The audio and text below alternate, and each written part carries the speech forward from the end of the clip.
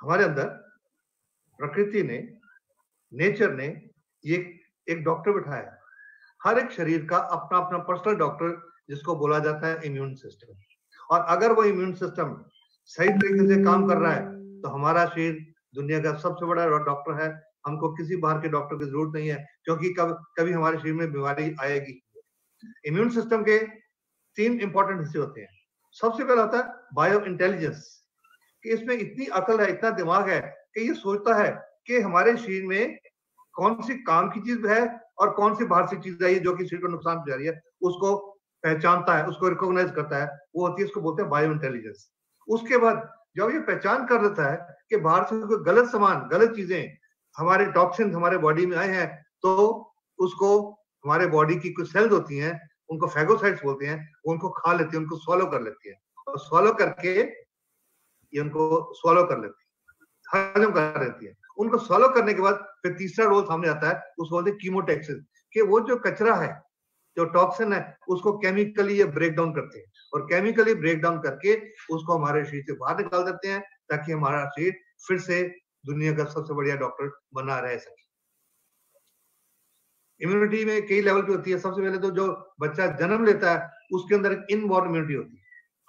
अगर माँ का गर्भ के दौरान उसने अच्छी खुराक ली है, अच्छे सप्लीमेंट्स लिए हैं, तो पैदा हुए बच्चे की इम्यूनिटी इतनी बढ़िया होगी कि उसको कुछ महीनों तक किसी तरह की कोई बीमारी नहीं आएगी। ब्लड के लेवल की इम्यूनिटी होती है, फिर ये सेल लेवल की इम्यूनिटी होती है, और ये सब मिलके बनाते हैं शरीर का सबसे बढ़िया डॉक्टर। जब बीमारी होती है, क्यों होती है? हमारे ब्लड में हम जो खाते हैं, क्षारीय खाना या अल्कलाइन या एसिडिक खाना। जब एसिडिक खाना खाते हैं तो हमारे अंगों को नुकसान होता है, क्योंकि हमारा बॉडी को 7.2 से लेकर 7.3 तक का अल्कलाइन खाने की जरूरत होती है, उस पर शरीर ठीक से काम करता है। लेकिन आजकल हम क्या खाते हैं? टीवी पे देखते हैं, ये प्यास है बड़ी, दिल मांगे मोर, पेप्सी कोला, कोका कोला, ये दे आर प्योरली एसिडिक। उनका पीएच लेवल लगभग 3-4 के करीब होता है, और जब हम वो पीते हैं हमारे बॉडी का पीएच भी गिर जाता है, तो जिससे वो सेल डैमेज हो जाती है, इम्बैलेंस हो जाता है, और न्यूट्रिशनल डेफिशिएंसी हो जाती है, जिससे न्यूट्रिशन जो हम खाना खाते भी हैं, जो भी चाहे घटिया खाते हैं, अच्छा खाते हैं, जितना कुछ भी खाते हैं, वो ठीक से एब्जॉर्ब नहीं होता, तो हमारे शरीर को वो खाना नहीं मिलता। अब जब किसी कोई बीमारी आती है तो इंसान दवाई खाता है, और दवाइयां, उनका क्या रोल है हमारी बॉडी में? सबसे पहले तो वो एक पर्टिकुलर बीमारी की अलग अलग दवाई होती है। अगर किसी को हाई ब्लड प्रेशर है तो उसकी दवाई अलग है, किसी को लो ब्लड प्रेशर है तो उसकी दवाई अलग है, किसी का थायराइड ज्यादा काम करता है तो उसकी दवाई अलग है, जिसका थायराइड कम काम करता है उसकी दवाई अलग है, किसी को पेट में एसिडिटी है उसकी दवाई अलग है, किसी का ब्लड प्रेशर है उसकी दवाई अलग है। इस तरह हर चीज की अलग अलग दवाई है, यानी कि जो अंग्रेजी दवाइयां है वो बीमारी के मुताबिक स्पेसिफिक होती है। और ज्यादातर जो दवाइयां हैं वो सिर्फ बीमारी को जड़ से खत्म नहीं करती हैं, सिर्फ बीमारी के लक्षण को ठीक करती हैं। फॉर एग्जाम्पल मैं बताऊं, किसी मरीज को ब्लड प्रेशर ज्यादा है तो उसको ब्लड प्रेशर कम करने की दवाई दे दी जाती है। वो दवाई खाने से इसमें कोई शक नहीं, उसका ब्लड प्रेशर कम हो जाता है। लेकिन वो ब्लड प्रेशर बढ़ा क्यों था, उसका कोई कारण है, उस कारण के ऊपर उस दवाई का कोई रोल नहीं है। वो तो सिर्फ उस बढ़े हुए ब्लड प्रेशर को कम करेगी, या जो ब्लड प्रेशर कम है उसको ज्यादा करेगी, डिपेंडिंग कि कौन सी दवाई उसके लिए दी जाती है। फिर जितनी भी अंग्रेजी दवाएं खाई जाती हैं, मैं एक अंग्रेजी दवाई के डॉक्टर हूं, मैं 45 साल से अंग्रेजी दवाई की प्रैक्टिस करता रहा हूं, और जानता हूं कि अंग्रेजी दवाइयों के बहुत ज्यादा साइड इफेक्ट होते हैं। मुझे याद है जब मैं एलोपैथिक प्रैक्टिस किया करता था, अब तो खैर 18 साल हो गए तो बहुत कम करता हूँ, जब मैं अंग्रेजी दवाई की प्रैक्टिस किया भी करता था तो मैं लोगों को, अपने मरीजों को दवाइयां लिखने में बहुत कंजूस हुआ करता था, क्योंकि मुझे मालूम था उनके बहुत साइड इफेक्ट हैं। तो मैं उनको बोला करता था कि आप कोई ये एक्सरसाइज कर लो, ये परहेज कर लो, उस तरह से बीमारियां ठीक करो ताकि दवाइयां ना खानी पड़े, क्योंकि उनके बहुत कई तरह के साइड इफेक्ट होते हैं, और उन साइड इफेक्ट से और कई तरह की बीमारियां शुरू होती हैं। फिर आजकल के जमाने में क्या है, किसी इंसान को कोई छोटी मोटी बीमारी होती है, स्पेशलिस्ट के पास तो जाता नहीं है, पहले किसी गली मोहल्ले वाले केमिस्ट के पास जाता है। अब केमिस्ट को दवाइयों ने बॉडी में काम कैसे करना है उसको कोई नॉलेज नहीं है, तो उसने तो किसी डॉक्टर के पास कुछ देर के लिए काम किया था, तो उसको समझने लगा कि वो डॉक्टर बन गया। तो कोई मरीज उसके पास गया तो उसने 2-3 दवाइयों का कॉम्बिनेशन बना के उस मरीज को दे दिया। उसको ये नहीं पता कि वो जो 2-3 दवाइयां उनके आपस में भी रिएक्शन होंगे, और आपस में रिएक्शन होने से अंदर नुकसान हो सकते हैं, जिसके वो आने वाले शरीर के अंगों को और सेल को डैमेज करेंगे। जैसे फॉर एग्जांपल किसी मरीज को अगर स्टीरॉयड बहुत ज्यादा खिलाया जाए, स्टीरॉयड दवाई होती है, वो एक इमरजेंसी की दवाई होती है।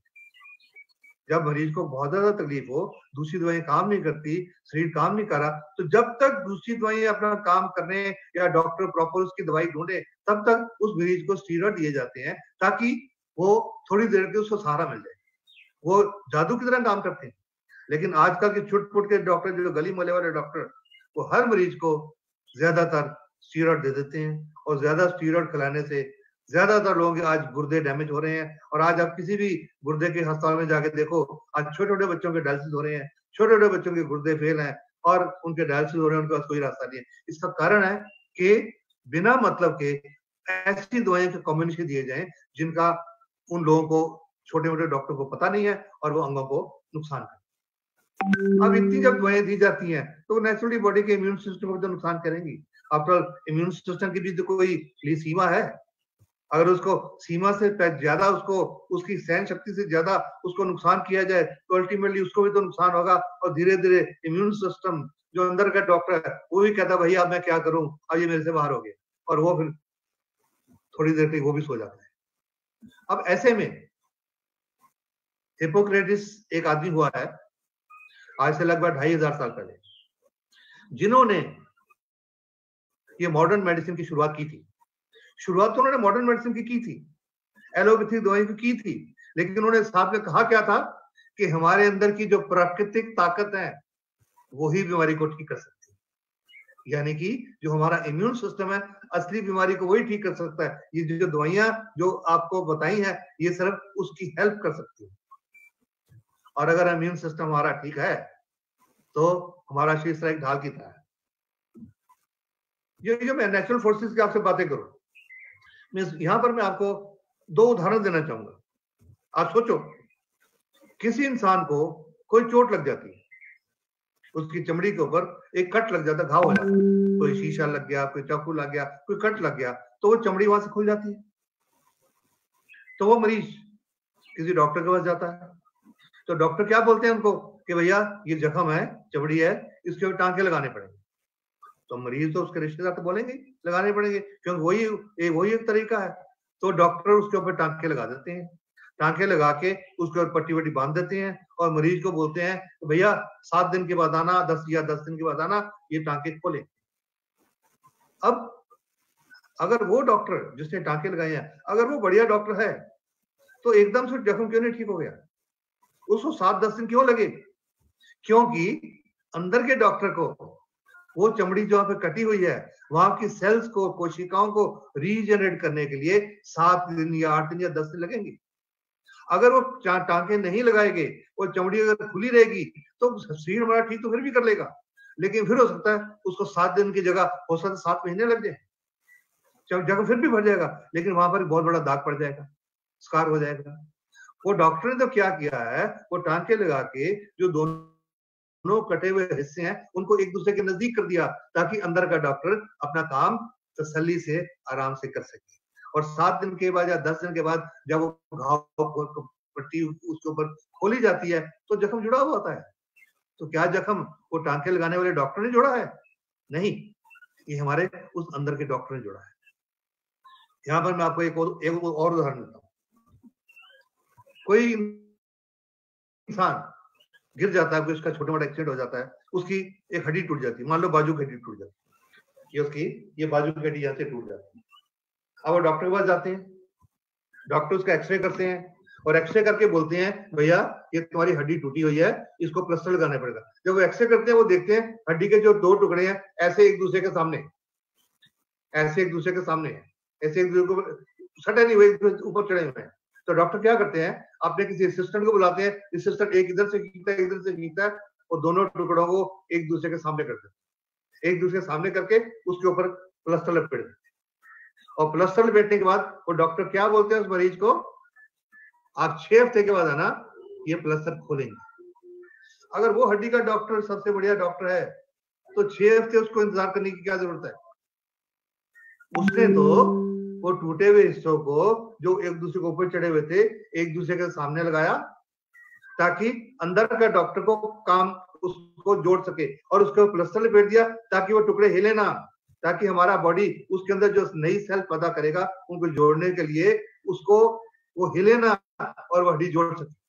और 6 हफ्ते के बाद जब वो खोलते हैं तो हड्डी जुड़ी हुई होती है। तो क्या ये बाहर के डॉक्टर ने जोड़ा? नहीं, ये हमारे अंदर के डॉक्टर ने जोड़ा। डॉक्टर पूरी तरह से सक्षम है तो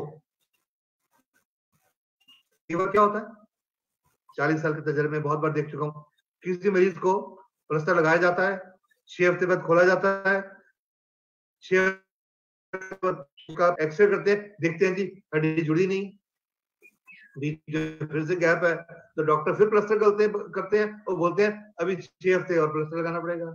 फिर 6 हफ्ते बाद खोलते हैं, फिर एक्सरे करते हैं, हड्डी जुड़ी नहीं होती, फिर 6 हफ्ते का प्लास्टर लगाना पड़ेगा। और इस तरह मैं कई बार देख चुका हूँ, कई मरीजों को 8-10 प्लास्टर लगता रहता है लेकिन हड्डी फिर भी नहीं जुड़ती। क्यों? क्योंकि अंदर का डॉक्टर सक्षम नहीं है, अंदर का डॉक्टर बीमार पड़ा हुआ है, वो ये काम नहीं कर सकता। तो इसमें जरूरत क्या है? उस अंदर के डॉक्टर को मजबूत करने की। सिर्फ बाहर से दवाइयां खिलाने से ये हड्डी नहीं जुड़ जाएगी, डॉक्टर को मजबूत करना पड़ेगा तब वो हड्डी जुड़ेगी। और जब हमारा अंदर का डॉक्टर मजबूत होता है तो इस तरह ये इम्यून सिस्टम हमारे शरीर के ऊपर एक ढाल की तरह काम करता है। एक अमेरिका के डॉक्टर हैं, एमबीबीएस एमडी डॉक्टर हैं, एलोपैथिक डॉक्टर हैं, ये वो क्या कहते हैं कि आज रिटायर होने के बाद जब ये अपनी जॉब करते थे, एम्प्लॉयमेंट में थे, नौकरी करते थे अंग्रेजी दवाइयों की, तो ये अंग्रेजी दवाइयों की प्रैक्टिस करते थे। लेकिन अब क्या बोलते हैं कि अब रिटायर होने के बाद मैं ईमानदारी से कह सकता हूं कि अगर आपका कोई सीरियस एक्सीडेंट हुआ है तो अस्पताल में जाने की जरूरत है, लेकिन आप अपनी बुढ़ापे तक सही जिंदगी अच्छी तरह तभी जी सकते हो अगर डॉक्टरों और अस्पतालों से बचोगे। तो वो कह रहे हैं, मैं नहीं कह रहा, ये डॉक्टर कह रहे हैं। उसकी बजाय वो बोलते हैं आप न्यूट्रिशन के बारे में सोचिए, हर्बल दवाइयों के बारे में सोचिए और बाकी प्राकृतिक दवाइयों के बारे में सोचिए। अगर आपकी किस्मत अच्छी है तो कोई प्राकृतिक चिकित्सक अगर आपको मिलता है तो उसकी राय लीजिए, जो कि पिछले खुशकिस्मती से जो 18 साल से अब मैं यही काम कर रहा हूँ एलोपैथी को छोड़कर। वो ये भी कहते हैं कि जितनी भी अंग्रेजी दवाइयां हैं वो सब टॉक्सिक हैं, जहरीली हैं, और वो सिर्फ बीमारी के लक्षणों को दबाने के लिए डिजाइन की गई हैं, किसी बीमारी को ठीक करने के लिए नहीं। सिर्फ लक्षण को दबाने के लिए डिजाइन की गई हैं, किसी बीमारी को ठीक करने के लिए नहीं। एक और आदमी हुए हैं दुनिया में, ऑल्डस हक्सले, बहुत मशहूर इंसान है, इनकी कई सौ किताबें लिखी हुई हैं, और ये अपनी किताबों में ये क्या बोलते हैं कि मेडिकल साइंस, आजकल मेडिकल साइंस ने बहुत ज्यादा प्रोग्रेस की है, इसमें कोई शक नहीं है। पिछले कुछ दशकों में मेडिकल साइंस ने बहुत ज्यादा तरक्की की है, और ये ऑल्डस हक्सले क्या कहते हैं कि मेडिकल साइंस ने इतनी ज्यादा प्रोग्रेस कर ली है कि पूरी दुनिया में कोई स्वस्थ आदमी बचा ही नहीं है। ये मेडिकल साइंस की प्रोग्रेस है। अब जरूरत क्या है? जरूरत है कि हम अपने शरीर को, बीमारियों को, हेल्थ को एक पूर्ण तौर से देखें। पूर्ण तौर से देखने का क्या मतलब? अगर कोई हड्डी का डॉक्टर है, उसके पास मरीज, हड्डी के मरीज ही जाएंगे, उसको पेट की बीमारियों के बारे में जानकारी नहीं है, उसको दिल की बीमारियों में के बारे में जानकारी नहीं है। अगर कोई मरीज पूछता है, जो घुटने के दर्द के लिए गया, वो मरीज पूछता है सर मेरे पेट में तकलीफ रहती है, उसके बारे में वो बोलते हैं जी उसके लिए आप पेट और लिवर के माहिर को दिखाओ। वो बोलता है जी मेरे को मेरे हाथ कांपते हैं, तो वो बोलते हैं आप इसके लिए नाड़ियों के डॉक्टर को दिखाओ। अब अलग अलग तरह से डील करना, उससे इंसान का शरीर ठीक नहीं हो सकता। जरूरत है पूर्णतया, शरीर को पूर्णतया देखा जाए, पूर्ण अप्रोच। और पूर्ण अप्रोच क्या है? क्यों जरूरत है उसकी?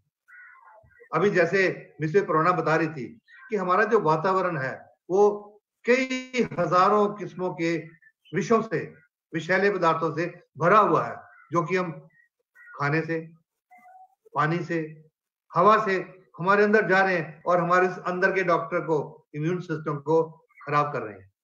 मेडिकल साइंस ने, जब भी मैं बता रहा था, बहुत प्रोग्रेस की है, लेकिन उसके बावजूद दुनिया में बीमारियां बढ़ती जा रही हैं। आज से कुछ साल पहले कैंसर इतना नहीं होता था, आज से कुछ साल पहले हार्ट अटैक इतने नहीं होते थे, आज से कुछ साल पहले गुर्दे फेल इतने नहीं होते थे, लेकिन आज क्यों हो रहा है? क्योंकि हेल्थ आज सही मायनों में एक रेयर चीज बन गई है, दुर्लभ चीज बन गई है। अब मैं कहूं कि दवाइयां नहीं खानी चाहिए, ये भी गलत बात है। अगर दवाइयां नहीं खाएंगे तो उससे भी मरीजों की हालत खराब होगी, क्योंकि अगर किसी मरीज को सिर में दर्द है, वो तो गोली खाने से जाएगा। वो ये नहीं उसको बोले कि तुम ये लो, इसको 1 साल लगेगा, 1 साल में सिर दर्द ठीक होगा, वो तो नहीं किया जा सकता। दवाइयों की जरूरत है, लेकिन उसके साथ साथ में जरूरत है कि हमारे जो पुराने जो ट्रेडिशनल सिस्टम है, सदियों से चले आ रहे, और ऑल्टरनेटिव मेडिसिन मींस एलोपैथी के अलावा भी और कोई चीजें हैं, उनको भी हम समझें। और आज जरूरत यही है कि ऑल्टरनेटिव सिस्टम ऑफ मेडिसिन के पूर्ण अप्रोच हम इंसान की बीमारी के बारे में लें।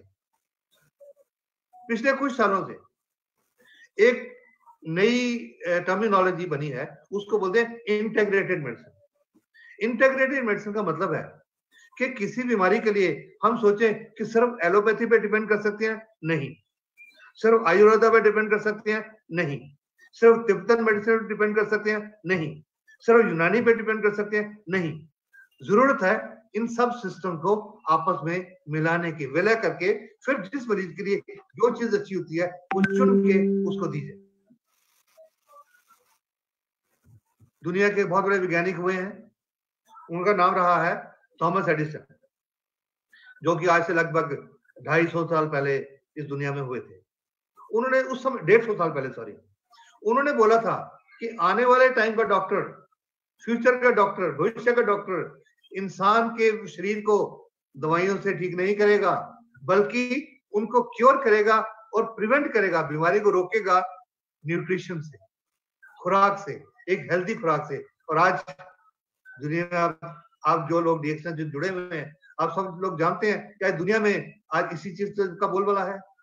आज से कुछ साल पहले बोलबाला था फार्मास्यूटिकल्स, अंग्रेजी दवाइयां, लेकिन पिछले लगभग 20-25 साल से न्यूट्रास्यूटिकल के ऊपर जोर दिया जा रहा है कि खुराक से अपनी बीमारियां कैसे ठीक की जा सके, उसकी साइंस के ऊपर जोर दिया जा रहा है और उसके ऊपर ज्यादा से ज्यादा रिसर्च की जा रही है, ज्यादा से ज्यादा अध्ययन किया जा रहा है। और ये थॉमस एडिसन ने आज से लगभग 150 साल पहले बोला था।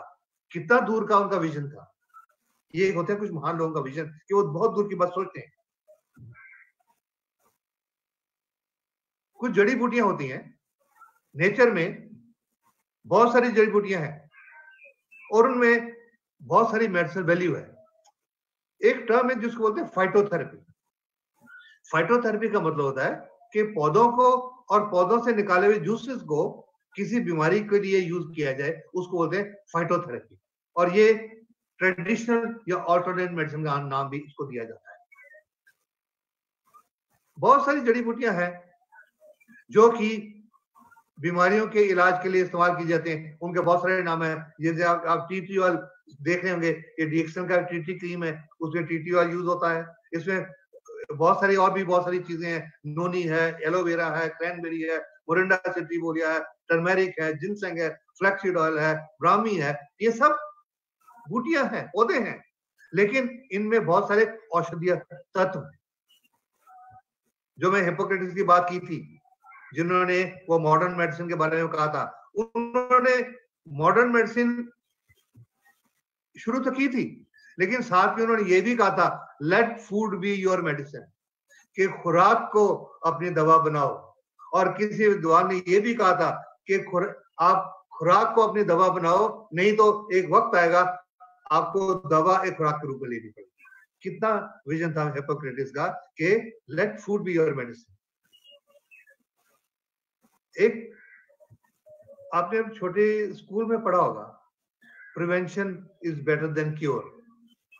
इलाज से परहेज बेहतर है, लेकिन इसका अमल नहीं किया जाता। इंसान किसी चिकित्सक के पास, चाहे वो प्राकृतिक चिकित्सक है, चाहे वो एलोपैथिक चिकित्सक है, उनका तभी जाता है जब कोई बीमारियां होती हैं। उनके पास ये पता करने नहीं जाता कि जी मेरे को बताइए मैं बीमारी को प्रिवेंट कैसे कर सकता हूं।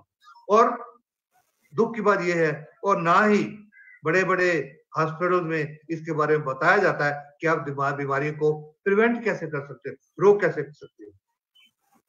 मैं जो पिछले इतने सालों से एलोपैथिक प्रैक्टिस कर रहा हूं और अभी 18 साल से ये अल्टरनेटिव मेडिसिन प्रैक्टिस कर रहा हूं, तो मेरा उसके बारे में अपना पर्सनल एक्सपीरियंस है कि जो प्रिवेंशन है वो सिर्फ इलाज से बेहतर ही नहीं है, इलाज के खर्चे से बहुत सस्ती है। It is much cheaper than treatment. अब जब हम जड़ी बूटियों की बात करते हैं तो कुछ सालों से रिसर्च की गई, न्यूट्रिशन के बारे में, खाने की चीजों का रिसर्च की गई, तो एक टर्म कॉन्सेप्ट बनाया गया, उसको बोलते हैं फंक्शनल फूड्स। और एक साइंस बनी, functional food science. Functional food science किस चीज को स्टडी करती है कि खुराक जो हमें, कोई बूटी, प्राकृतिक बूटी जो हमें एक खुराक का काम भी देती है और हमारे शरीर के किसी न किसी अंग में वो उसके सिस्टम को ठीक करने का भी काम करती है, उसको बोलते हैं फंक्शनल फूड साइंस। अब इस श्रेणी में मशरूम्स, खुमियों का एक बहुत बड़ा रोल है। कई हजारों सालों से लोगों ने खुमी के ऊपर बहुत सारी रिसर्च किया है, बहुत सारी जानकारी की है और वो इनको खाते रहे हैं और उनको ये भी पता है कि कौन सी खुम्बी खानी है, कौन सी नहीं खानी। इसका क्या मतलब कि खुम्बी जो होती है, मशरूम जो होती है, दुनिया में हजारों किस्म की होती हैं, लेकिन उनमें ज्यादातर खुम्बी पॉइजनस होती है, विषैली होती है, और कुछ ऐसी होती है जो कि हमें साइकोट्रोपिक, दिमाग के ऊपर गलत असर भी करती है, नशा भी देती है। तो उनको पुराने जो सिविलाइजेशन के लोग थे वो इनमें पहचान करते थे और वो जो अच्छी खुम्बी थी उनको खाते थे, जो खराब थे उनको छोड़ते थे। चाइना में, चीन में इसके बारे में बहुत पुरानी रिसर्च की गई, बहुत पुराना अध्ययन है in traditional Chinese system of medicine, TCM बोलते हैं इसको, ट्रेडिशनल चाइनीज मेडिसिन। और मशरूम को पुराने समय में proteins, carbohydrate, fibre, mineral, vitamin, यानी कि हर तरह की चीज का एक उसको इकट्ठ माना जाता था कि उसमें हर चीज मिलती है, उसका समूह माना जाता था कि मशरूम में से आपको ये सारी चीजें मिल सकती है। लेकिन फिर भी ये पहचान की जरूरत है कि कौन सी पॉइजनस है और कौन सी पॉइजनस नहीं है। अब खुम्बी में, मशरूम में जो कई हजारों सालों से पता लगा कि इनमें बहुत सारे औषधीय तत्व पाए गए, जो कि पुरानी चाइनीज किताब है मेटीरिया मेडिका, जिसमें इसके बारे में बहुत ज्यादा वर्णन किया गया है। उन चाइनीज अध्ययन में 100 से ज्यादा मशरूम की स्पीसीज का स्टडी किया गया और उन्होंने पाया कि वो हमारे इम्यून सिस्टम के ऊपर, ट्यूमर के ऊपर, हार्ट के ऊपर, वायरल के ऊपर, बैक्टीरिया, कीटाणुओं के ऊपर, पैरासाइट के ऊपर, लिवर के ऊपर और शुगर के ऊपर जो उनका रोल है उसके बारे में बहुत जानकारी पुराने लोगों ने ली। अब इनमें खुम्बी बहुत सारी हुई, उन खुमियों में कुछ अच्छी अच्छी खुबियों को पहचाना गया, स्टडी किया गया और उनमें 6 खुबियां खास तौर से सामने आई। गैनोडर्मा, रेशी या लिंगजी, कॉर्डिसेप्स साइनेंसिस, हेरिस्टियम एरेनियस या इसको लायंस बेन भी कहा जाता है, ग्राइफोला फ्रोंडोसा, hen of the woods भी कहा जाता है, ट्रमेटिस वर्सिकुलर, टर्की टेल भी बोला जाता है, एंड लेंटिनोला एडोड्स, इसको शैताके भी बोला जाता है। इन सब में जो किंग ऑफ हर्ब्स है, जड़ी बूटियों का चमत्कारी राजा, वो है गैनोडर्मा लुसिडम, जिसको कि अपने मेडिसिनल प्रॉपर्टीज के लिए, अपने चिकित्सा वाली गुणों के लिए जो भरपूर भंडार इनमें पाया गया, जिसकी वजह से इसको बोला जाता है मिरेकुलस किंग ऑफ हर्ब्स, जड़ी बूटियों का चमत्कारी राजा। इसके अंदर जो अभी तक अध्ययन किया गया 400 से ज्यादा अधिक अलग अलग तरह के गुण पाए गए, पर वो मेन कुछ कैटेगरीज में उनको रखा गया, जैसे इसमें पॉलीसैकेराइड्स हैं, ट्यूमर फाइटर्स हैं, डायबिटीज हैं, आर्थराइटिस एंड गैनोडेरिकिस हैं, सो मेनी थिंग्स। और वो सब मिलके हमारे ब्लड की, शरीर की अलग अलग बीमारियों को ठीक करने में मदद करते हैं। गैनोडर्मा लूसिडम हजारों सालों से उसको जख्मों के लिए और अल्सर के लिए, कैंसर के लिए इस्तेमाल किया जाता है। आज से लगभग 5000 साल के करीब 2838 बीसी में चीन में एक किताब लिखी गई थी, शिनो होन्जोक्यू। उस किताब में इस गैनोडर्मा लूसिडम को एक संजीवनी बूटी के बराबर का दर्जा दिया गया। मेरा ख्याल है आप सब लोग जानते हैं संजीवनी बूटी क्या होती है। संजीवनी बूटी होती है जो कि हर बीमारी को ठीक करने का दम रखती है, मुर्दे को भी जीवित करने का दम रखती है। जैसे कि हमारे प्राचीन रामायण में लिखा गया है कि हनुमान जी जब लक्ष्मण जी मूर्छित हुए थे, उनके लिए संजीवनी बूटी लेके आए थे, जिससे लक्ष्मण जी के प्राण वापस आ गए। और पुराने चाइनीज रिसर्चर ने इनके ऊपर बहुत सारी स्टडीज की, इसके गुणों को पहचाना। इतने और उसके बाद पिछले लगभग मैं बोलूंगा लगभग 50-60 दशक के करीब गैनोडर्मा के ऊपर दुनिया भर के वैज्ञानिकों ने रिसर्च करनी शुरू की और उसको समझना शुरू किया कि वो किस तरह सारी बीमारियां ठीक करती है। तो उसमें पता लगा कि उसमें ये 3 तरह की जो मेन प्रॉपर्टीज है, जिसको बोलते हैं बायो इंटेलिजेंस, फैगोसाइटोसिस और कीमोटेक्सिस, जो कि इम्यून सिस्टम के तीनों हिस्से हैं। इनमें सबसे ज्यादा इंपॉर्टेंस है बायो इंटेलिजेंस के दुश्मन को पहचानना, हमारे शरीर के अंदर दुश्मन को पहचानना। मैं इसका आपको उदाहरण देता हूं।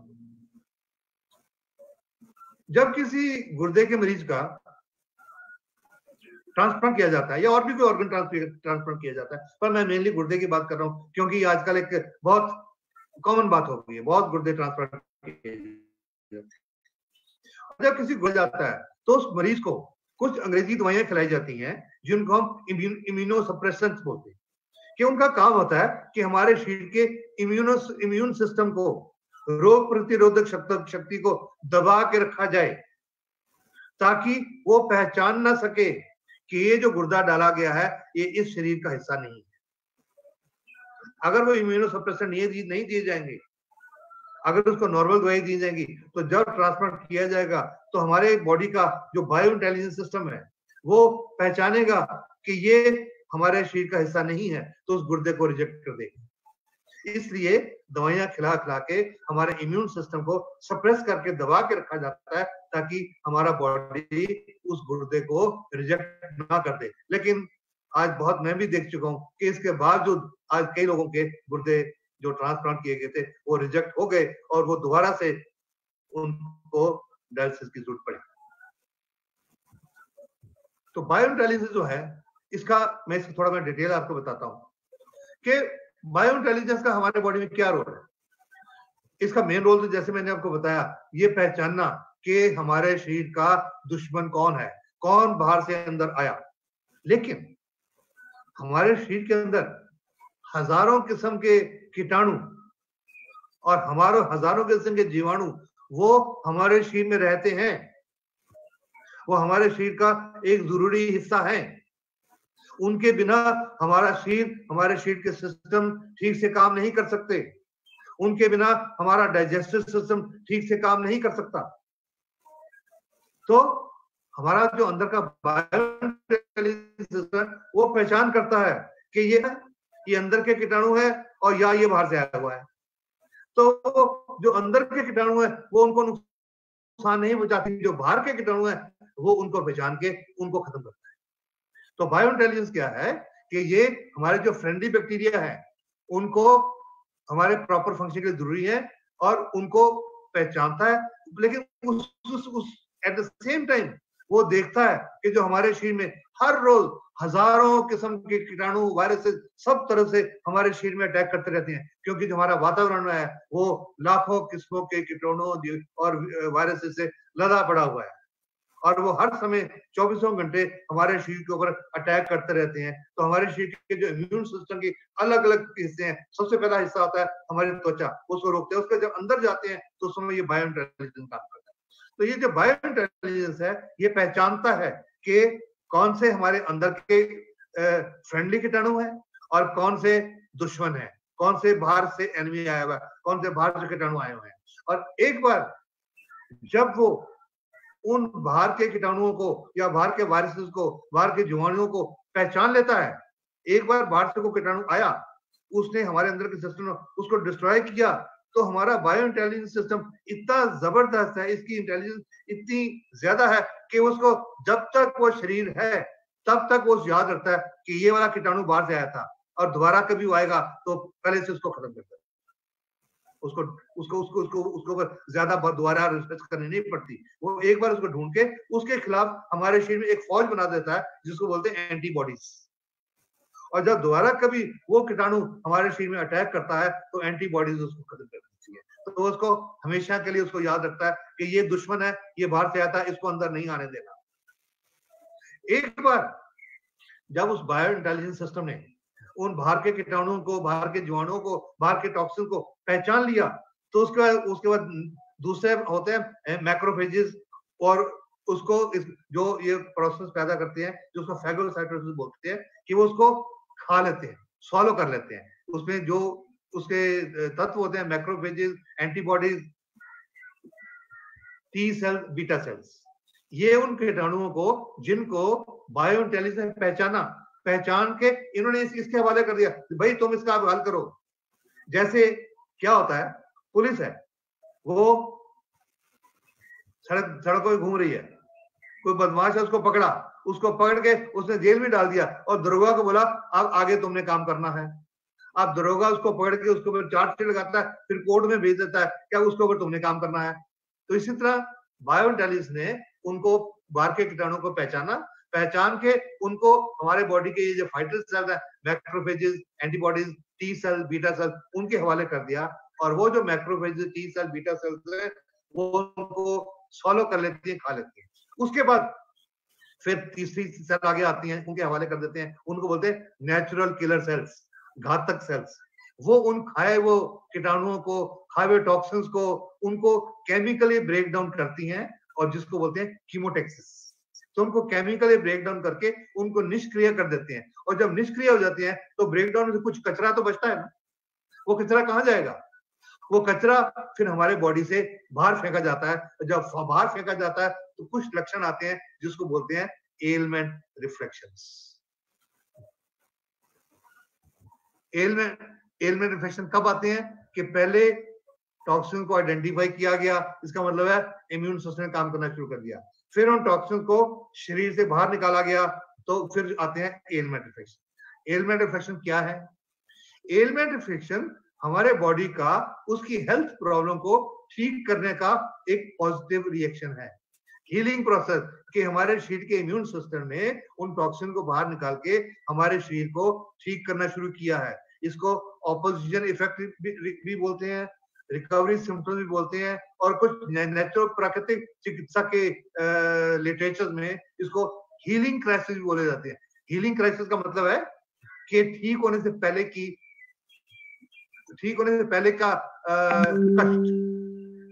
पहले का कष्ट, हीलिंग क्राइसिस। और ये रिफ्लेक्शन, और कई बार ऐसा होता है हीलिंग क्राइसिस, लोगों को बार बार हीलिंग क्राइसिस आते हैं। क्यों आते हैं? कि जब तक वो कचरा पूरी तरह से बाहर निकलेगा नहीं, वो हीलिंग क्राइसिस आते रहेंगे। और जब हीलिंग क्राइसिस जब कचरा खत्म हो जाएगा तो हीलिंग क्राइसिस बंद हो जाएंगे। पर होता क्या है, आप लोग जो लोग डीएक्शन से जुड़े हो, आपने बहुत देखा होगा, आप किसी को ये डीएक्शन के प्रोडक्ट देते हैं, गैरोडोबा देते हैं, तो उसको लेना शुरू किया तो किसी को छींकें आने शुरू हो गई, किसी को चमड़ी के ऊपर फोड़े आने शुरू हो गए, किसी का दर्द बढ़ गया, तो वो डॉक्टर के पास जाता है, अपने गैरोडोबा की को खाना शुरू कर देता है, डॉक्टर को जाता है, डॉक्टर बोलता है ये क्या तुमने कचरा खाना शुरू कर दिया, और वो डॉक्टर उसको और दवाएं लिख देता है। उन दवाइयों से क्या होता है, वो हीलिंग क्राइसिस तो आने बंद हो जाते हैं, लेकिन धीरे धीरे अंदर प्रॉब्लम बढ़ती रहती है और अल्टीमेटली वो एक हेल्थ क्राइसिस बन जाती है। तो आप सोचिए, क्या बार बार हीलिंग क्राइसिस को सहना अच्छा है या उनको इग्नोर करके एक हेल्थ क्राइसिस में जाना अच्छा है? अक्लमंदी तो यही है कि ये जो नेचुरल चीजों से, नेचुरल फूड सप्लीमेंट से, गैनोडर्मा से या और भी कुछ ऐसी चीजें होती हैं, उनसे जो हीलिंग क्राइसिस आ रहे हैं उनको होने दो, उसको सहो, कोई तरह नुकसान नहीं करेंगे, वो आपको किसी तरह की कोई तकलीफ नहीं पहुंचाएंगे, वो धीरे धीरे खत्म हो जाएंगे और अल्टीमेटली आपका शरीर दोबारा से एक सबसे बढ़िया डॉक्टर बन जाएगा। और ये जो हीलिंग क्राइसिस है ये टेम्पररी है, ये हमेशा तक चलने वाले नहीं है, ये टेम्पररी लक्षण है और इनका एवरेज जो पीरियड है 1 सप्ताह से लेकर 3 सप्ताह तक होता है। किसी को कम भी हो सकता है, किसी को ज्यादा भी हो सकता है। ये डिपेंड करेगा कि शरीर में जो टॉक्सिन्स है, जो कचरा है, उसकी मात्रा कितनी है। अगर ज्यादा मात्रा है, अगर ज्यादा कचरा निकालने में टाइम ज्यादा लगेगा, अगर कम कचरा है तो जल्दी साफ हो जाएगा। कुछ मैं आपको एग्जांपल दूं कि किस तरह के एलिमेंट रिफ्लेक्शन आ सकते हैं।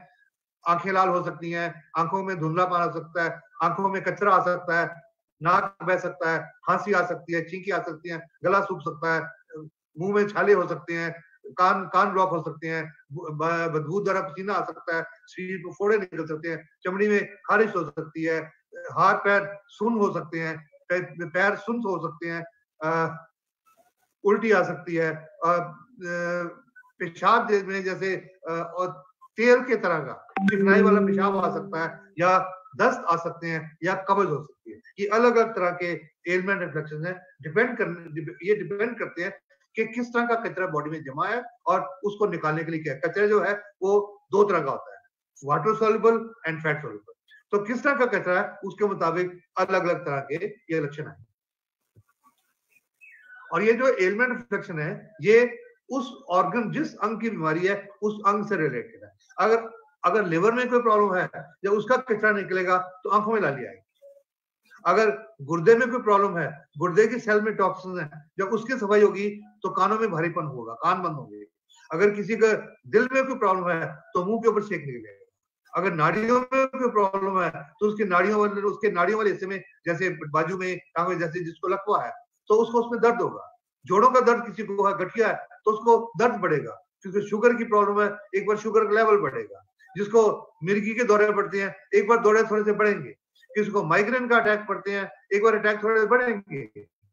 किसी को सर्वाइकल स्पॉन्डिलोसिस की प्रॉब्लम है, उसको चक्कर आएंगे। इस तरह अलग अलग बीमारियों के अलग अलग लक्षण होते हैं। तो मैं आपको राय दूंगा कि जब भी आप किसी मरीज को खाने के लिए आप गैनोडर्मा की प्रोडक्ट दो तो उसको उसकी बीमारी के मतलब थोड़ी सी जानकारी जरूर दे दो कि आपको ऐसी निशानियां आएंगी, उससे घबराना नहीं, ताकि वो पहले से ही तैयार हो और उससे घबराए नहीं।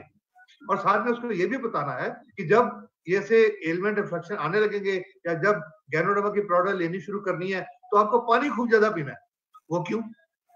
जब पानी खूब ज्यादा पिया जाएगा तो ये तो निश्चित है कि ज्यादा पेशाब आएगा, और जब ज्यादा पेशाब आएगा तो टॉक्सिन जल्दी बाहर निकलेंगे, तो एलिमेंट रिफ्लेक्शन जल्दी खत्म हो जाएंगे। अब ये मैं आप गैनोडर्मा को के बारे में कुछ पत्रिकाओं में कई तरह की रिपोर्ट छपी, मैं उसके बाद थोड़ी जानकारी देता हूँ। ये सोलन में एक नेशनल मशरूम रिसर्च सेंटर है, राष्ट्रीय खून अनुसंधान केंद्र। वहां पर पिछले 25-26 साल से गैनोडर्मा की रिसर्च हो रही है और वहां पे साइंटिस्ट हैं, उनकी टीम है, उनका कई अखबारों में इंटरव्यू आ चुकी है। आप पढ़ तो नहीं पाएंगे, ये छोटा मैं आपको बता देता हूँ। उन्होंने इसमें लिखा है कि जो वैज्ञानिक है कि उन्होंने लिखा है कि गैनोडर्मा, इसको रेशी बोलते हैं जापानीज भाषा में, तो उन्होंने रेशी लिखा है कि ये सबसे महत्वपूर्ण औषधीय मशरूम है। उन्होंने ये भी बताया है कि ये कैंसर, हृदय रोग, रक्तचाप, ब्लड प्रेशर और मधुमेह, शुगर जैसी घातक बीमारियों के लिए किसी संजीवनी बूटी से कम नहीं है। वैज्ञानिक कह रहे हैं किसी संजीवनी बूटी से कम नहीं है। पालमपुर हिमाचल में एक कृषि अनुसंधान केंद्र है, कृषि विश्वविद्यालय है। वहां पर क्या बोलते हैं गैनोडर्मा के बारे में? शरीर में रोगों से बचाव का कवच बनेगा मशरूम। कई रोगों के लिए रामबाण औषधि के रूप में यह मशरूम कार्य करेगा। यहाँ तक कि प्राण घातक कैंसर के उपचार में भी यह मशरूम लाभकारी पाया गया है। वहीं रोग प्रतिकारक गुणों के चलते, यानी कि इम्यून सिस्टम को ठीक करने के गुणों के चलते हुए ये अन्य प्राणघातक रोगों से भी बचाव करेगा। अब ये इसमें क्या क्या बोलते हैं कि ये किन किन बीमारियों को ठीक कर सकता है, किन रोगों में उपयोगी है? कैंसर, क्रोनिक हेपेटाइटिस, लिवर की बीमारियां, मधुमेह, हृदय रोग, पक्षघात means paralysis, ulcer, arthritis, rheumatism, asthma, hepatitis A B C, जिसको आम भाषा में काला पीलिया बोला जाता है, जो कि किलर डिजीजेस है, घातक बीमारियां जिसका कोई इलाज संभव नहीं है। सोरायसिस एक चमड़ी की बीमारी है। मम्स जो गालों के ऊपर जो सूजन आ जाती है। एपिलेप्सी, मिर्गी, थकान व रक्तचाप आदि रोगों के उपचार में से। अब ये देखिए, ये एक इंस्टीट्यूट की, एक कृषि विश्वविद्यालय के वैज्ञानिकों की एक रिसर्च रिपोर्ट में ये कह रहे हैं। ये मैं नहीं कह रहा, मैं तो अपने 18 साल के तजुर्बे से ये सब चीजें ठीक होती देख चुका, पर ये लोग बोल रहे हैं।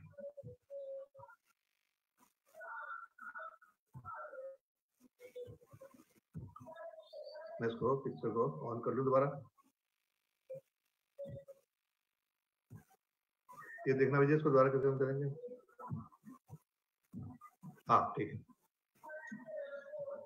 सोलन में, हिमाचल में एक और ये इंस्टीट्यूट है, इसको बोलते हैं एम्ब्रोसिया ऑर्गेनोस्यूटिकल्स। ये भी पिछले 15-16 साल से गैनोडर्मा को रिसर्च कर रहे हैं। और ये क्या बोलते हैं, क्या है ऋषि मशरूम? औषधीय गुणों के लिए भारत में जो स्थान तुलसी को प्राप्त है, ठीक वैसे ही चाइनीज औषधि में गैनोडर्मा का स्थान है। यह मशरूम लकड़ी की छाल जैसी सख्त और नीम जैसी कड़वी होती है। ये कैंसर, एड्स, हृदय रोग, मधुमेह, गठिया, उच्च रक्तचाप, एलर्जी, लिवर और किडनी की बीमारी को दूर करने में काम आता है। केरला में एक जगह थ्रिसूर, वहां पर एक आंवला कैंसर रिसर्च इंस्टीट्यूट है, वहां पर गैनोडर्मा की रिसर्च की गई। वहां वो क्या कहते हैं कि जब किसी कैंसर के मरीज को रेडियोथेरेपी, बिजलियां लगाई जाती हैं, तो उसको बहुत साइड इफेक्ट आते हैं, उसके बहुत सारे बाल उतर जाते हैं, बहुत कमजोरी होती है। वो क्यों होती है कि वो रेडियोथेरेपी जो एक्सरेज होती हैं, वो उनका काम है कैंसर की सेल को मारना, कैंसर की सेल को किल करना, पर वो नहीं पहचानती कि कौन सी कैंसर सेल है और कौन सी हमारी बॉडी की फाइटर सेल है। T cell, lymphocyte, beta cell, macrophages and all this. तो जब वो रेडियोथेरेपी, वो किरणें जब उस हिस्से में डाली जाती हैं, तो कैंसर सेल के अलावा उससे कई गुना ज्यादा हमारे बॉडी की जो फाइटर सेल्स है उनको मार देती है, जिसकी वजह से हमारे शरीर में बहुत ज्यादा कमजोरी आती है और उसके बाद कैंसर पहले से ज्यादा फैलने लग जाता है, क्योंकि अब फाइटर सेल कैंसर की सेल से फाइट करने के लिए बची नहीं है या सक्षम नहीं है। तो ये रिसर्च कहती है कि अगर किसी मरीज को गैनोथेरेपी रेडियोथेरेपी किरणें का ट्रीटमेंट दिया जाता है, तो अगर साथ में उसको गैनोडर्मा लूसिडम अगर खिलाई जाए, तो ये सिलेक्टिवली हमारे बॉडी की जो नॉर्मल सेल्स है, फाइटल सेल्स है, उनको बचाता है, उनको सेव करता है, उनको सुरक्षित रखता है। अब ये बहुत सारे दुनिया भर के रिसर्च और क्लिनिकल ट्रायल्स हैं गैनोडर्मा के ऊपर, कि गैनोडर्मा के किस तरह हमारी बॉडी के अलग सेल्स के ऊपर काम करता है। कैंसर के ऊपर ये मैं आपको थोड़ा नटशेल में बता रहा हूँ, अदरवाइज ये रिसर्च रिपोर्ट बहुत बड़ी है कि ये बोलते हैं, मैं इसको मिनिमाइज करके कि गैनोडर्मा के बारे में रिसर्च में पता लगा कि कैंसर के पेशेंट में बहुत ज्यादा सुधार करती है इन टर्म्स ऑफ के ट्यूमर जो कैंसर का जो ट्यूमर है, इसको ट्यूमर ही बोलता हूं मैं, वो आगे बढ़ता नहीं है या बाकी अंगों में फैलता नहीं है, या मरीज की क्वालिटी ऑफ लाइफ वो ठीक रहती है। इसका क्या मतलब है? क्वालिटी ऑफ लाइफ ठीक रहती है। अक्सर जब किसी मरीज को कैंसर होता है, वो कैंसर अस्पताल में जाता है, उसको कीमोथेरेपी दी जाती है, रेडियोथेरेपी दी जाती है, और उस कीमोथेरेपी रेडियोथेरेपी से जब हमारे बॉडी की फाइटर सेल भी खत्म हो जाती हैं और दोबारा कैंसर का सेल, क्यों सारी तो मरती नहीं, अगर 2-4 भी बच गई तो वो बढ़ने लगती हैं और दोबारा से कैंसर की शेप ले लेती हैं और पूरे शरीर, और तब वो इंस्टीट्यूट, वो अस्पताल वाले बोलते हैं कि अब इनको घर ले जाओ, सेवा करो। और मरीज को बहुत तकलीफ होती है, उनको दर्द होता है तो उनको कई तरह के नशे के टीके, ट्रामाडोल, माइक्रो और मॉर्फिन जैसे दी जाते हैं ताकि उनका दर्द कम हो सके। उन इंजेक्शन का उस दर्द के ऊपर कोई रोल नहीं है, उसका रोल है हमारे दिमाग के ऊपर कि हमारे दिमाग में जो दर्द सहने की क्षमता है वो उसको शांत कर देता है या उसको उस क्षमता को बढ़ा देता है ताकि हम ना करें। दर्द तो वहीं का वही है और धीरे धीरे वो कैंसर आगे बढ़ता रहता है, लेकिन मरीज उसमें उस टीके के असर से समझता है कि शायद मैं ठीक हूं। बट गैनोडोमा का क्या काम है कि ये उसकी जितने भी मरीज की लाइफ बची है वो उस क्वालिटी ऑफ लाइफ को ठीक करता है। अगर इसमें देखो कोई शक नहीं है, मैं आपसे पूरा साफ तौर पे बोलूंगा, मैं ये नहीं कहूंगा, मेरे को पिछले 18 साल में मैं कई हजार कैंसर के मरीजों को डील कर चुका हूं और उनमें बहुत सारे लोग ठीक हो चुके हैं, पर मैं ये नहीं कहूंगा कि सब ठीक हो। मेरे पास तो कोई भी कैंसर का मरीज आता है तो मैं तो उसको ये बोलकर, मेरे पास मरीज पहुंचते ही तब है जब अस्पताल से जवाब मिल चुका होता है कि आप घर ले जाओ, सेवा करो। तो ऐसे में मैं उसको कैसे बोल सकता हूँ कि ठीक हो जाएगा? मैं तो यही बोलता हूँ भैया अब और तो रास्ता है नहीं है, आप भगवान का नाम लेकर इस गैनोडर्मा, ये प्रकृति की बनाई हुई प्रोडक्ट है, इसको ट्राई करो और इसलिए करो कि इस इंसान के पास जितना भी वक्त बचा है उसकी क्वालिटी ऑफ लाइफ अच्छी बनी रहे और वो ठीक ठाक जिंदगी जी सके। गैनोडर्मा का कॉरोनरी आर्टरी, एक मिनट पानी पी लूं। कॉरोनरी आर्टरी डिजीज, दिल की नाड़ियों की बीमारियां, उनके ऊपर गैनोडर्मा के ऊपर जो क्या स्टडी हो चुकी है, इससे पूरी तरह का मैकेनिज्म तो अभी तक समझ नहीं आया, लेकिन फिर भी पता लगा है कि ये ब्लड प्रेशर को कम करती है, कोलेस्ट्रॉल का कम करती है और जो प्लेटलेट जो इकट्ठे कण प्लेटलेट इकट्ठे हो जाते हैं उनको खोलती है, जिस वजह से खून पतला रहता है और खून जमता नहीं तो खून ठीक ठाक चलता रहता है, जिसकी वजह से ऑक्सीजन कैरिंग कैपेसिटी ब्लड की ठीक रहती है, खून का दौरा ठीक चलता रहता है और उससे हमारे दिल के फंक्शन ठीक चलते रहते हैं। शुगर, आज शुगर की बीमारी, डायबिटीज दुनिया में एक महामारी का रूप ले रही है और ये तो हमारे देश में जो इसके बारे में प्रेडिक्शंस हैं वो ये है, ये WHO ने कहा, वर्ल्ड हेल्थ ऑर्गेनाइजेशन, के सन 2025 यानी कि आने वाले और 5-7 साल तक लगभग 70 से 75% इंडिया की पॉपुलेशन शुगर का मरीज होगी। तो क्या उस समय तक बैठे इंतजार किया जाए? इसलिए मैं तो हर एक को राय देता हूं कि आप, और जिनके फैमिली में शुगर की हिस्ट्री पहले से है उनको तो ज्यादा ही ध्यान देना चाहिए। अगर जिनके घर में कोई पहले शुगर की हिस्ट्री है, अगर वो किसी एलोपैथी वाले डॉक्टर के पास जाएंगे तो क्या उनको ये कहा जा सकता है कि आपके पिताजी को शुगर थी, आपकी माताजी को शुगर थी, आप अभी से इंसुलिन के टीके लेना शुरू कर दो? क्या ये पॉसिबल है? नहीं, ये पॉसिबल नहीं है। लेकिन हम उनको ये बोल सकते हैं कि आप गैनोडर्मा लेना शुरू कर दो, आप ये प्राकृतिक चिकित्सा लेनी शुरू कर दो, ताकि ये क्या करती है, गैनोडर्मा क्या करती है कि हमारे पेनक्रियाज में, अग्नाशय में जो बीटा सेल्स जो डैमेज हो रही हैं, जहां से इंसुलिन ठीक से बन नहीं रही, उसको एक्टिवेट करके, उनको रिपेयर करके, रीजनरेट करके उसकी इंसुलिन की सिक्रीशन को बढ़ाते हैं और एक ग्लूकागोन चीज होती है उसको कम करते हैं। इनसे गैनोडर्मा शुगर को में एक एंटी डायबिटिक का रोल प्ले करती है, ताकि अगर शुगर नहीं है तो ना हो, अगर है तो कम हो जाए या ठीक हो जाए। किसी मरीज को, जब इस बात को ध्यान से सुनिएगा क्योंकि लोग ये गलतियां करते हैं, अगर किसी मरीज को शुगर की बीमारी है उसको ये नहीं बोलना अरे तुम छोड़ो उसको, ये गैनोडर्मा लेना शुरू कर दो। नहीं, उन दवाइयों के साथ साथ एज ए कॉम्प्लीमेंट्री मेडिसिन, उनके साथ इंटीग्रेटेड मेडिसिन, जैसे मैंने पहले बोला था, उन दवाइयों के साथ साथ उन दवाइयों का रोल है शुगर का, जो खून में जो शुगर की मात्रा है उसको कम करना। उनका पेनक्रियाज की सेल के ऊपर कोई रोल नहीं है। गैनोडर्मा का शुगर का जो खून के अंदर जो शुगर की मात्रा है उसके ऊपर गैनोडर्मा का कोई रोल नहीं है, उसका रोल सिर्फ पेनक्रियाज की सेल के ऊपर है। इसलिए इन दोनों को कंबाइन करके जो खून में शुगर की मात्रा है वो दवाई से कम की जाए, गैनोडर्मा साथ में ऐड की जाए ताकि वो पेनक्रियाज के सेल को रिपेयर करके इंसुलिन अंदर से बननी शुरू हो जाए और शुगर बढ़नी बंद हो जाए। जब शुगर बढ़नी बंद हो जाएगी तो धीरे धीरे ये दवाइयां कम होते होते ये खत्म हो जाएंगी। ये कम करने की जरूरत है। हेपेटाइटिस बी, लिवर की बीमारी है, इसको काला पीलिया भी बोला जाता है। हेपेटाइटिस बी, हेपेटाइटिस सी, इन सबको काला पीलिया बोला जाता है और ये बहुत सीरियस बीमारियां हैं।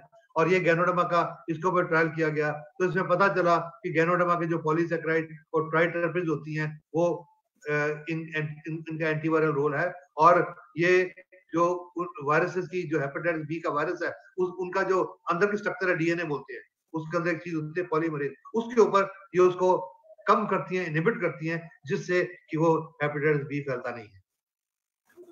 न्यूरोसेनिया, नाड़ियों की बीमारियां। आज की मॉडर्न सोसाइटी में जहां स्ट्रेस एंड स्ट्रेन इतना ज्यादा है, यहाँ ये नाड़ियों की बीमारियां बहुत कॉमन हो चुकी है। एक सर्वे किया गया ऑस्ट्रेलिया में, ऑस्ट्रेलिया न्यूजीलैंड, इसको ऑस्ट्रेलेशिया बोलते हैं। ऑस्ट्रेलेशिया में एक सर्वे किया गया जिसके मुताबिक लगभग 17.7 लोगों को इन्वेस्टिगेट किया गया, उनमें ये नाड़ियों की प्रॉब्लम पाई गई। आज अमेरिका जैसे एडवांस कंट्रीज में, कनाडा जैसे एडवांस कंट्री में सबसे ज्यादा बिजी जो डॉक्टर्स हैं वो हैं साइकियाट्रिस्ट, दिमागी बीमारियों के डॉक्टर, क्योंकि ये नाड़ियों की बीमारियां स्ट्रेस एंड स्ट्रेन के कारण आज नाड़ियों की बीमारियां आ रही हैं। इसका ये मतलब नहीं है कि वो आदमी पागल है, इसका ये मतलब नहीं है, he is not a psychiatric person, लेकिन उसके अंदर नाड़ियों की कमजोरी है जिसकी वजह से वो ठीक तरह से सोच नहीं सकता, ठीक तरह से काम नहीं कर सकता, जल्दी थकावट हो जाती है, जल्दी मेंटल थकावट हो जाती है, तो पूरी तरह काम करने में सक्षम नहीं है। तो जिनको इस तरह की नर्वस डिजीजेज होती है, न्यूरोसेनिया होती है, तो अंग्रेजी दवाई में किया जाता है, उसको कुछ एंटी डिप्रेसेंट और कुछ होने वाली नशे की दवाएं दी जाती है, जिनके बहुत सारे साइड इफेक्ट होते हैं और इन साइड इफेक्ट से और कई बीमारियां पैदा होती हैं। गैनोडर्मा में जो कुछ एक्टिव कंपोनेंट्स हैं जिनमें पर्टिकुलर एक एडिनोसिन होता है, वो इन सेंट्रल नर्वस सिस्टम के ये जो सिम्टम्स ऐसे लक्षण है उनको कम करता है, जिसकी वजह से मरीज की शारीरिक और दिमागी जो थकावट होती है उसको कम करती है और मरीज एक बेहतर वेल बीइंग महसूस करता है। अब आप लोगों ने खुद जब गैनोडर्मा खानी शुरू की गई थी या आपने कई लोगों को देखा होगा जिनको आप गैनोडर्मा के प्रोडक्ट खाने को देखते हो तो देते हो, तो कुछ दिनों के बाद, कुछ हफ्ते के बाद वो मरीजों को कहता है यार मुझे अच्छा लग रहा है, ये प्रोडक्ट बहुत अच्छी है कि मैं अभी थकता नहीं हूँ, मेरे को शरीर में अच्छा जान रहती है, अभी मेरा पहले सिर भारी हो जाता अब वो भारी नहीं होता। तो ये गैनोडर्मा का यही रोल है कि इसके अंदर जो एडिनोसिन होती है वो सेंट्रल नर्वस सिस्टम की वर्किंग को ठीक करता है। पेट के अल्सर आजकल ये भी बहुत कॉमन प्रॉब्लम हो गई है क्योंकि लोगों का स्ट्रेस एंड स्ट्रेन बहुत है, लोगों की चिंताएं बहुत है, और जब चिंता बहुत लोग करते हैं तो पेट में ज्यादा तेजाब बनता है। और जब आजकल लोगों को सिर दर्द हो गया, जोड़ों के दर्द हो गया, आज पेन किलर खाए जाते हैं, उन पेन किलर खाने से पेट के अंदर जो तेजाब बहुत ज्यादा बनता है उस तेजाब से पेट के अंदर जख्म होने लगेगा। तो उस जख्म को ठीक करने के लिए अंग्रेजी दवाई में एक चीज होती है ग्लाइकोसामिनोग्लाइकेन, उसके इंजेक्शन लगाए जाते हैं ताकि वो उसके ऊपर एक आर्टिफिशियल लेयर बना देता है जिसके कारण वो जो तेजाब है वो पेट की अंदर की लाइनिंग को नुकसान नहीं करता।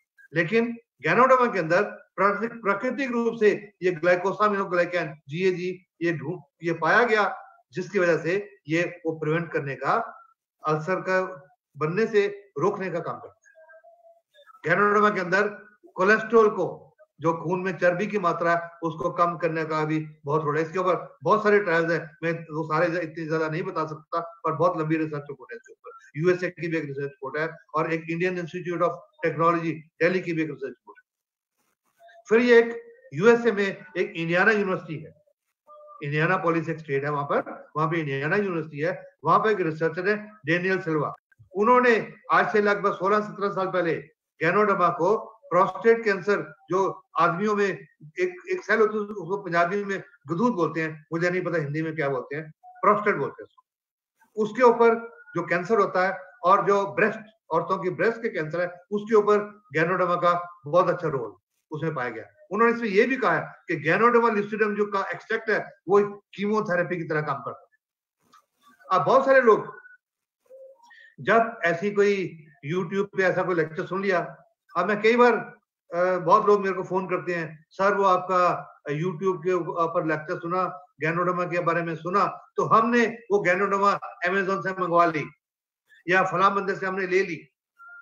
अब ये जो डेनियल सिल्वा है, इसके अंदर ये नीचे एक चेतावनी दे रहे हैं कि गैनोडर्मा में बहुत केमोथेरेपी वाली पावर भी है और बहुत सारी पावर्स हैं, लेकिन ध्यान रहे सब तरह की गैनोडर्मा जो मार्केट में बिकती हैं उनमें ये गुण नहीं है। ये यहाँ छोटा आप नहीं पढ़ पाएंगे, लेकिन ये इस लास्ट पैराग्राफ में ये लिखा हुआ है कि उनमें सब तरह की गैनोडर्मा जो मार्केट में मिलती हैं उनमें वो रोग प्रतिकारक गुण या उनको कैंसर को क्योर करने के गुण नहीं है, इसलिए इसका ध्यान देने की जरूरत है।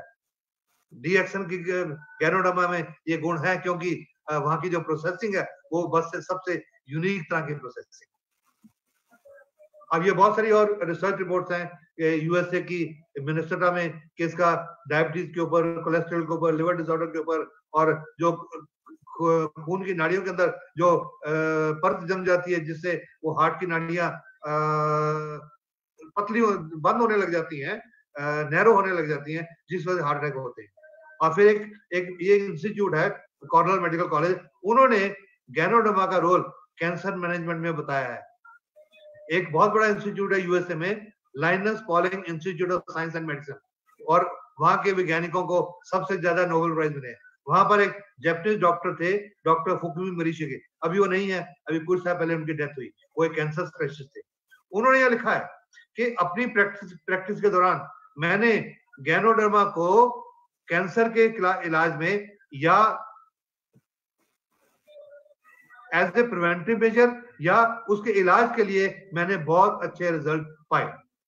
1994 में एक स्लोन कैटरिंग कैंसर इंस्टीट्यूट है न्यूयॉर्क यूएसए में, वहां मिस्टर माइकल चैंग थे, उन्होंने भी गैनोडर्मा के ऊपर स्टडी की थी, उन्होंने बहुत अच्छे इसको रिजल्ट पाए थे और उन्होंने तब कहा था कि उसमें रिसर्च पूरी नहीं थी, तो उन्होंने सजेस्ट किया था कि गैनोडर्मा के ऊपर, इसका कैंसर की ट्रीटमेंट के ऊपर और कैंसर के बचाव के ऊपर क्या रोल है, इसके ऊपर ज्यादा स्टडी करने की जरूरत है। लेकिन अफसोस की बात है कि जितनी स्टडीज के ऊपर होनी चाहिए थी उसके ऊपर उस समय नहीं की गई। लेकिन अभी रिसेंटली मेरे जानने में आया है कि उस इंस्टीट्यूट के कुछ वैज्ञानिकों ने, कुछ डॉक्टर्स ने अनऑफिशियल तौर पे, ऑफिशियल तौर पे नहीं, क्योंकि ऑफिशियल तौर पे उनको फार्मास्यूटिकल माफिया अलाउ नहीं करता, लेकिन अनऑफिशियल तौर पे उन्होंने अपने मरीजों को कैंसर की दवाइयों के साथ साथ गैनोडर्मा के सप्लीमेंट भी देना शुरू कर दिया है।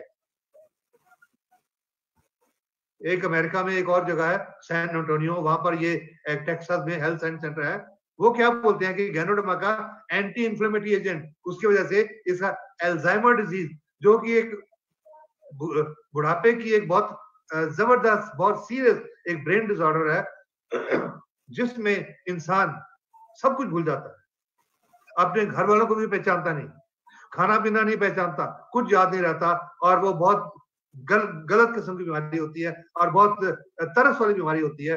उसका गैनोडर्मा में रोल स्टडी किया गया और दिल की बीमारियों के ऊपर इसका रोल स्टडी किया। जापान में एक इंस्टीट्यूट है Toyama medical and pharmaceutical university, उन्होंने गैनोडर्मा का HIV-1 human immuno deficiency virus, उसके ऊपर इसका रोल कि गैनोडर्मा कैसे उसके असर को रोक सकती है, ये स्टडी किया गया। अब तक गैनोडर्मा के ऊपर जो रिसर्च की गई उसमें से लगभग 400 एक्टिव मेडिसिनल कॉन्स्टिट्यूएंट ढूंढे गए हैं, लेकिन अभी भी कुछ वैज्ञानिक कहते हैं कि अभी इसके ऊपर और रिसर्च करने की जरूरत है, कि अभी इसमें और भी कुछ खजाना है, कि उसमें अभी और भी कुछ ना कुछ चमत्कारी गुण मिलेंगे। लेकिन इन सब के बावजूद जो भी तक हो चुका है, ये कहने में किसी तरह की कोई कोताही नहीं होनी चाहिए, कहने के कोई इसमें हमको ये नहीं, शर्म नहीं करनी चाहिए इसको जड़ी बूटियों का राजा कहने में और इसको एक मैजिक जादूगरी मशरूम कहने में हमको बिल्कुल किसी तरह की रोकथाम नहीं करनी चाहिए। आजकल एक सीरियस प्रॉब्लम चल रही है, आप सब लोग जानते हैं, पूरी दुनिया में हंगामा मचा हुआ है, पूरी दुनिया में लगभग 11 लाख लोग इससे प्रभावित हो चुके हैं, लगभग 60-65 हजार लोगों की मौत हो चुकी है। अमेरिका जैसे advance institute, advance countries, Italy, Spain, France जैसे मेडिकली एडवांस कंट्रीज, वहां पर इतनी मौतें हो चुकी हैं। तो उनके सामने हमारा देश, जिसको भी बैकवर्ड कंट्री बोला जाता है, और जो थर्ड वर्ल्ड कंट्रीज हैं जिनको बैकवर्ड कंट्रीज बोला जाता है, तो वो इसके बारे में क्या करेंगे? अब इसके बारे में अगर वो लोग नहीं बच सकते तो इन देशों में कैसे बचेंगे? पर इसमें रोल इस गैनोडर्मा का, सप्लीमेंटेशन का बहुत बड़ा रोल है। क्यों रोल है? आज आप रोज सुबह से लेकर शाम तक आई एम श्योर टीवी देखते होंगे, और टीवी में क्या बोला जाता है कि इस कोरोना वायरस का कोई हल नहीं। आजकल एक एडवर्टाइजमेंट भी आया करता है, कोरोना, इसको सारी दुनिया की सरकारें इसका इलाज ढूंढ रही हैं, लेकिन इसका इलाज किसी को नहीं मिल सकता। वो कोरोना वायरस खुद बोलता है। तो जो डॉक्टर और बाकी विद्वान, वो लोग क्या कहते हैं? इसका इलाज नहीं है, इसका इलाज एक ही है कि एक, आप जो लोग इसके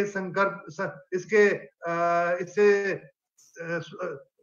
इन्फेक्टेड हो चुका है उससे बचो, जिसकी वजह से एक सोशल डिस्टेंसिंग की बात की गई, जो हमारे प्रधानमंत्री जी बोलते हैं सोशल डिस्टेंसिंग, बाकी सब जगह बोला जाता है, ताकि आप उनके कांटेक्ट में ना आए। और दूसरा सबसे ज्यादा इंपॉर्टेंट, अपने इम्यून सिस्टम को मजबूत करो, इम्यून सिस्टम को मजबूत करो। और गैनोडर्मा का क्या रोल है?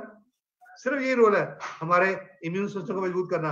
और जब हमारा इम्यून सिस्टम मजबूत हो जाएगा तो हम फिर क्या करेंगे?